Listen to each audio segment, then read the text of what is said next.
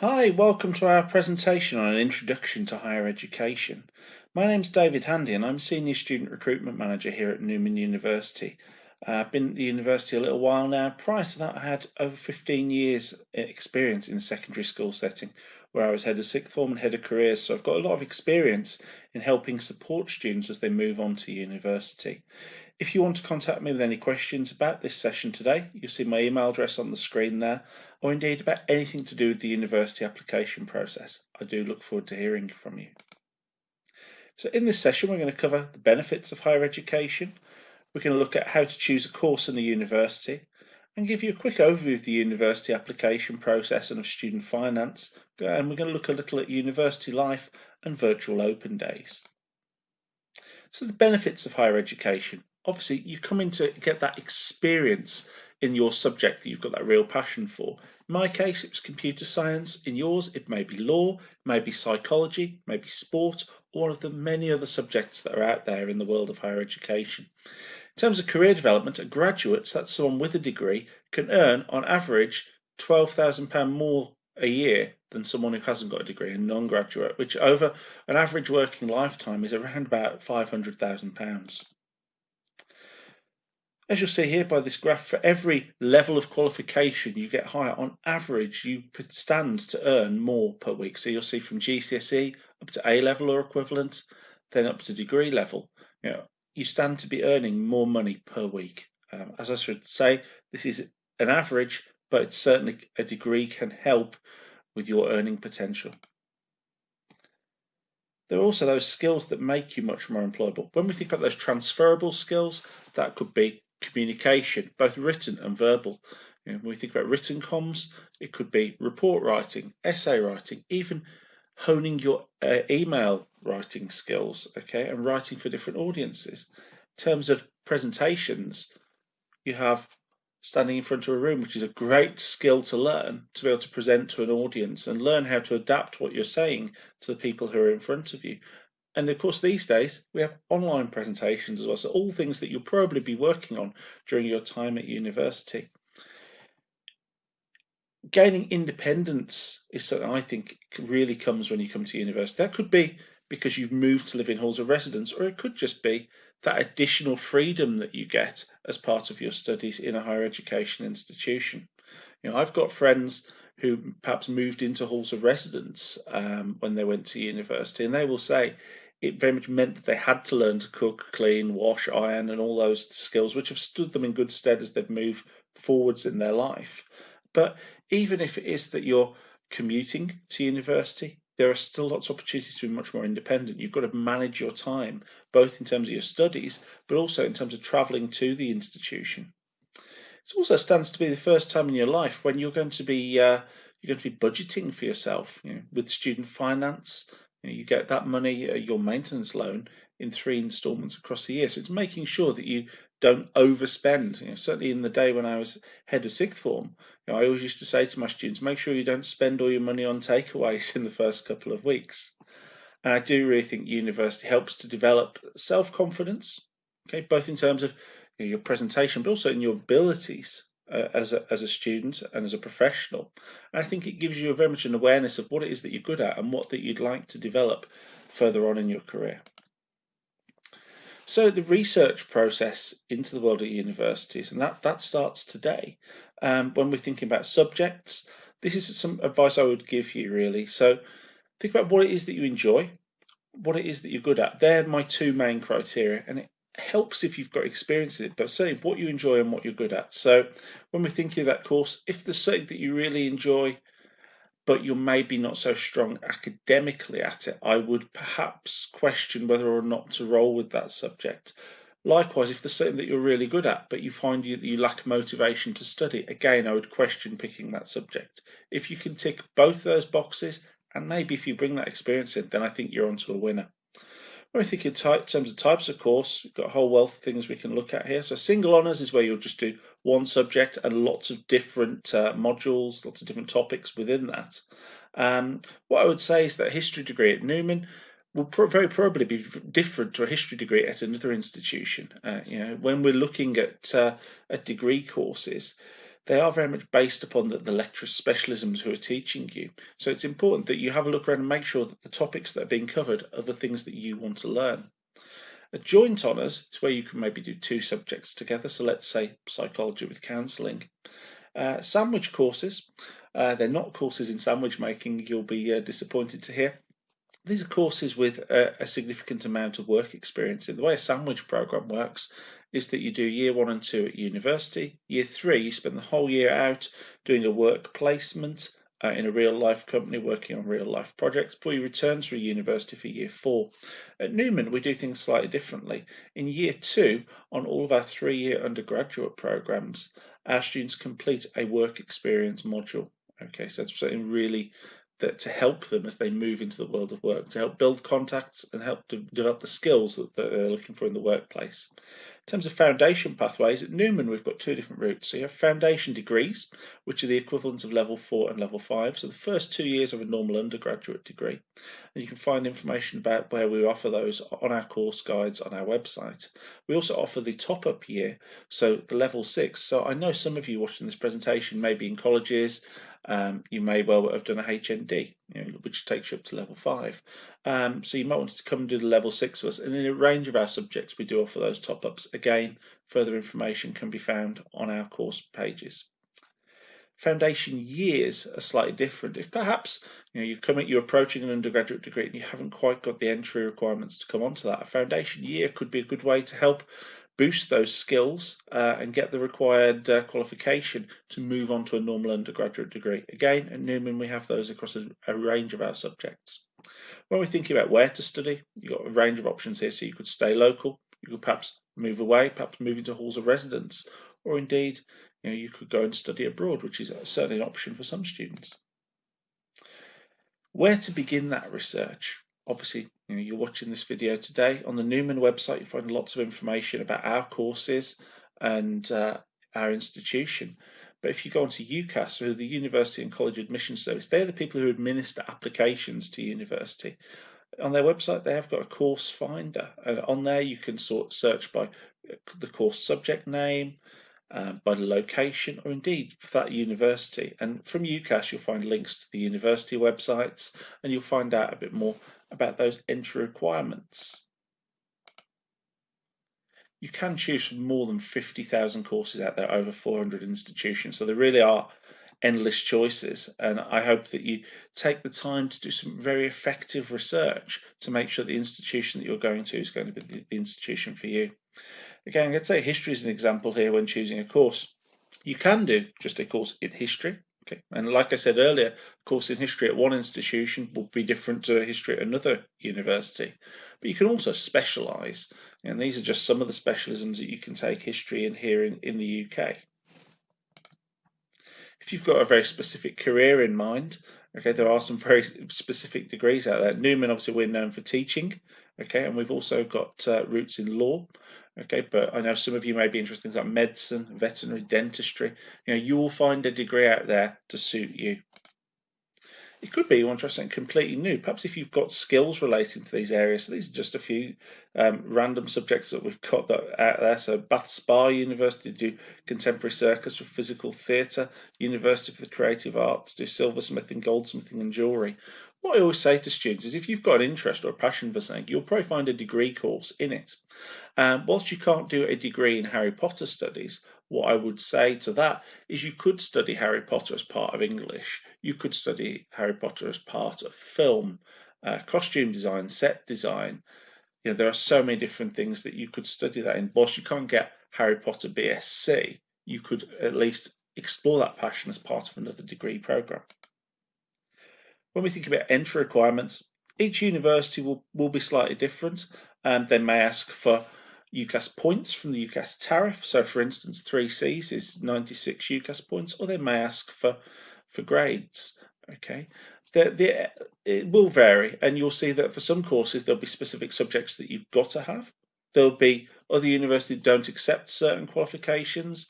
Is it that you've got to attend the interview? Have you got to provide a portfolio? Is there an audition? In the case of our drama course, there is a short audition piece. So you can have a look at those entry requirements. You'll find that on that UCAS website and also within the university prospectuses and course guides. I mentioned that UCAS tariff. 81% of institutions do use that system. And this is just an abridged version of it here. So you'll see that for points effectively make prizes for your A-level grades and for your level 3 BTECs. The full UCAS tariff is available on their website, and that's attached to the vast majority of level 3 qualifications. When it comes to choosing a course or a university, think about, do you want to move away or do you want to stay at home and perhaps commute to university? What type of university do you want to go to? So at Newman, we are a central campus. We have everything there. We have our library, we have our restaurants, cafes, lecture spaces, sports centre, student accommodation. It's all on one place in Berkeley Green and Birmingham. We're right on the edge of the countryside. We have Bartley Reservoir over the road. Okay, so it's quite different perhaps to studying in a city centre. When we think about other campuses, you might have very large campus universities. I can think of one in the East Midlands that's very big. And when we think about more dispersed universities, it could well be that they've got different locations across a city or indeed perhaps in multiple towns. When we're thinking, do we want to go to a small or a large university? At Newman, we've got around about 3,000 students, which is on the smaller end of things, whereas some of the larger universities have got well in excess of 40,000. The map that I've got on the screen here, this certainly isn't a complete map of universities in the UK, but it gives you an idea that really there is pretty much anywhere you could think of, you'll find a university within not too far much of a commute. And of course, in London, there are quite a lot of unis down there, but do bear in mind that the cost of living there is higher than perhaps in the rest of the country. How are you going to find out a bit more about these things? You're going to have done your research in prospectuses and online. UCAS exhibitions, UK University Search, What Uni, all these are big careers fairs that you can go to. A vast majority of UK unis will be there. You can speak to representatives, you could sign up for a prospectus, you can collect a pen, all those different things. And of course, then you move on to university open days, which are on campus at universities traditionally. At the moment, we're in the middle of a global pandemic. And what I would say about UCAS exhibitions and open days, they've very much moved online now. So you've got virtual careers fairs and virtual open days. Now, a virtual open day for me has got so many positives. You haven't got to travel to that university, so perhaps you're saving a bit of money on your travel costs and also your time, but you can still speak to the academics, to current students. You can see the facilities via virtual tours. You can speak to our accommodation team, our admissions, our finance. You can find all about that university and really get a feel for that. And I would encourage you to be visiting those virtual open days. League tables are out there. I know some of you will be using those when you're starting to rank universities. And some of the league tables out there, you've got the Complete University Guide, the Guardian, the Times, National Student Survey, and you can rank universities and indeed at course level based upon a whole range of things. I know some of you will be thinking of having a look at those. Some universities have got very much known for certain topics. So at Newman, we're known for teaching and education, for instance. There's a whole wealth of other things we do beside that, but certainly in 1968, that's where we were founded as a teacher training institution. The UCAS application process, I'm going to talk you through this. So normally you register with UCAS. I would say if you're currently in school or college, this is normally done towards the end of year 12, perhaps the start of year 13. You then go on to apply online. You've got up to 5 choices you can put on that form. Those 5 choices should all be in the same sort of subject area because you can only write one personal statement. So it's very hard. You couldn't really apply for geography, biology, film studies, psychology and computer science because that would look a really cluttered application. However, you could apply for 5 courses in the area of sport, for instance, and that could be 2 or 3 at the same university and a couple at another, or it could be 5 completely different universities. So you put that application in. If you're part of a school or college, traditionally you'll do that through your school or college. They will link that application through so they can attach your reference. If you're applying as an individual, you can certainly do that. I know that many of you watching this will be perhaps returning to education, and you just have to put the name of a referee in. So that could be your most recent employer, it could be a previous tutor. It's very much up to you who you put down there. But you send off your applications. Traditionally, for Oxbridge, medicine, veterinary, and dentistry, the deadline date's the 15th of October. For all of the courses, we have a date, what they call a deadline for equal consideration, which is the 15th of January. Up to that point, universities have to consider your applications and make a decision based on them. Of course, some universities will continue to accept applications after that date. Okay, but certainly aim for that deadline of the 15th of January. If you're currently in school or college, your institution may well say to you, we want your application by a certain date. Please do work those deadlines. So after we've considered your application, we'll start to make offers. It could be conditional. You've got to get certain grades or a certain amount of UCAS points. It could be an unconditional offer. More typically, I would say they're attached to students who've already got their level 3 qualifications. It could be that we make you a slightly alternative offer if we don't think you're quite right for one course, but we have a course that we do think you're suitable for. And sadly, in some cases, some students will be declined. Once you've got all your offers back, you'll make a firm and insurance choice. So your firm choice is the university that you really want to go to. It should be the entry requirements around about what you're predicted. It's certainly something for you to aim for. Your insurance choice should be a university that you'd be happy to go to, a course that you're happy with, but it should have a slightly lower entry requirement because it is an insurance. What I would say about all those 5 choices that you put on your form, you should have engaged with those universities. Okay. What I would say is, at the moment, it's very hard. You can't go and visit those universities. I'm speaking in June 2020. Hopefully in the autumn you will be able to, but I would certainly say you need to have engaged with virtual events, whether that's virtual open days or indeed a webinar program. Many universities are running those, and at Newman we've got a range of webinars running. You can find out more about those, www.newman.ac.uk/webinars. If you haven't got any offers or you choose to withdraw from all those courses, in February time, there's a system that opens called UCAS Extra, where you can apply to universities on an individual basis through UCAS Track. So, for instance, you're interested in psychology and you approach us through UCAS Track and ask if we would consider you. If we say yes, great. We would probably make you a conditional offer based upon the grades you're going to get. But if we were to decline you, you go back into that pool and then you can go to another university and ask the same question. At around that time, in February, is also when the student finance application window will tend to open. Moving forwards a few months, you get to the end of year 13 and you get your results issued normally in August. At that point, hopefully you'll get your university course confirmed.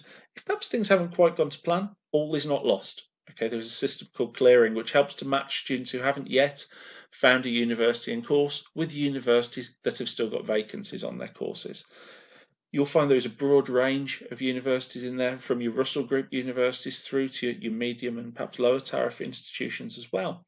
Okay, so all is not lost. Universities, we're here to support you through that. I know those of you who are currently in school or college, you will have teaching staff and advisors who'll be there to support you as well. So don't think that just because you haven't got the grades that you're required for your first choice, that all is lost. It really won't be. You can explore and find other opportunities out there.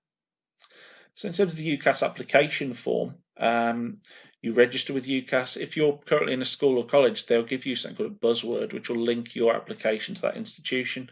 Do remember it is an application, so capital letters for your name and your address and all that kind of thing. So I've certainly seen applications where people look as though they've written them in a hurry, and almost as though they're writing a text message to their friends. You put your choices on, you put your education in there, and what I would say with that is that when you put your qualifications in, have your results certificates in there, perhaps for your GCSEs, so that you can transpose the details of the exam board, the name of the subject onto there. And you also need to enter the details of anything that you're currently studying. If you've been employed, whether that is a part-time job, a Saturday job, you can put that onto here. Or if indeed you've got a more significant amount of work experience, you can indeed indicate that onto your form. Your personal statement is 4,000 characters or 47 lines, where you're going to tell our admissions tutors why you should be allowed onto that course. You'll find further videos on our website regarding that, and also we do run live webinars on that topic. There'll be a reference. If you're currently in education, that's normally provided by your head of sixth form or your tutor. As I said earlier, if you're coming back to the world of learning, it could be from your most recent employer, or it could be from an academic who's worked with you previously. Now, to send your form, if we're looking to apply for September 2021, for up to 5 courses, your application will cost you £26, whereas if you're just applying for the one course, that will be at a cost of £20. Okay. So how important is your degree subject when you're looking for a job? Okay, it really does depend on what it is that you want to do. So we've got Emma Watson here from Harry Potter. She's very well known as an actress. And she's perhaps done this slightly differently. She's done her degree part-time over in America, perhaps not in drama, which you would have expected, but in the world of English literature. Okay. Next up, we've got Brian May from Queen. Okay, it looks a little bit like a mad scientist, and you probably think, well, what on earth is maths and physics and doctorates at the highest level of degree you can get in astrophysics? What's that got to do with being a musician? Well, that guitar that you see there, he designed and built that back when he was a very young man with his father. So he used his maths and physics skills to work out the spacing of the frets and the electronics as part of that. And in the world of music, there's an awful lot of science. In terms of tape speed or technology, all things that he would have used in his career. So he has used some of the things that he would have learned as part of academia in his career. So how am I going to study at university? At the moment, there's obviously a lot of discussion in the media. We're in the middle of a global pandemic about what teaching is going to look like at university moving forwards. I think as we go into the 2020-2021 academic year, you'll probably see more of a mix of blended learning where there will be face-to-face opportunities, but also there will be some learning that will be carried out online. And that potentially could be here to stay for the future. But traditionally we have those lectures, where you'll come, sit in a room and hear from an academic on a particular topic. Okay, in Newman, we do have lecture theatres. A lot of our teaching is more in the form of seminar work in smaller classrooms and groups. And hopefully when you do get a chance to visit our campus, you'll get to see those facilities. There'll be lab work for some subjects. There'll be lots of independent study, whether that's in our library, whether it's that you're studying at home, but there'll be an awful lot of independent study, certainly a significant amount more than you would have been doing perhaps at level 3. There are opportunities to study abroad, and as I mentioned earlier, lots of opportunities for work placements as well. When you move to university, you certainly will be supported. Okay, there's a whole wealth of people out there in the universities that are there to help support you, should you need that, whether that's chaplaincy. At Newman, we are a Catholic institution. We also have a multi-faith prayer room alongside our chapel. We have our careers teams. We have student support who are there to help you with counselling and other such things. Again, you see all the other opportunities here that we've got. Again, you'll find out more about that on our website. The Students' Union, certainly when I went to university, the Students' Union was the place that people went to organise the social activities. And certainly our Students' Union organised some fantastic events, in our facilities. They've got some brilliant things that they run, quiz nights, party nights, live music. They organise all that, but they're also there, to be a critical friend to the university. And they've got elected officers who are there to help support you, the student body, and champion your causes and things that matter to you, to us as an institution. They are your voice. Universities all have societies, and these are just some examples that you'll see. So gaming, people and planet. I believe one of the universities in Birmingham has got a curry club. What we say at Newman is, if there is a society that we haven't got, if you can find five like-minded people, then our Student Union will help you to support to start that up. In terms of sport, I know that sport's going to be very important for some of you, and those facilities at Newman. We've got 2 gyms, we've got a spinning suite, a squash court, a sports hall, and we've also got an all-weather outdoor pitch. Okay, we do participate in the British Universities and Colleges Sports League, but we do have sports clubs and societies that are more for fun. Whereas in our sports centre as well, you might find classes that you can sign up for. What I would say as well, if you come and live in our halls of residence, you actually get a free gym membership in our gymnasium, which certainly is very good value for money. When we think about student finance, this is a very, very, very big topic, and you can find videos about student finance and indeed webinar sessions that we run as well to really dispel some of the myths that are out there. The words debt and loan are very emotive subjects for people. And what I would say is I don't want you to worry too much about those costs. Your tuition fees, okay, you can apply for a tuition fee loan to Student Finance England, and they pay that for you to the university. So you haven't got to have your tuition fees ready up front to pay. And you can apply for a maintenance loan as well, which will give you some money to live off during the course of your time at university. Now, in terms of repaying that, you don't start to be considered for repayment until the April 1st after you graduate, and you only start to repay once you're earning above a certain threshold. Okay, so if you drop below that, repayments stop. The more that you earn, the more that you repay, and after 30 years, that debt is wiped. Like I say, we do run sessions where we talk about it in much more detail, but I don't want you to be a barrier for you when you're considering university. There are certainly a wealth of student discounts that you can find, with your totem card that you can purchase. And some of these institutions, if you show your student ID, that they will give you your student discount. And these are just some of the examples that are out there. One of the things I always say to students is, you need to be quite savvy with your money. Perhaps when you're going out doing your supermarket shopping, go out on an evening and look for the yellow stickers when they've started to reduce produce. Things that perhaps you could freeze, or things that would be good for your dinner that evening. Make your money go as far as you can. So the benefits of higher education is really so much more than the qualification. It's about that whole university experience.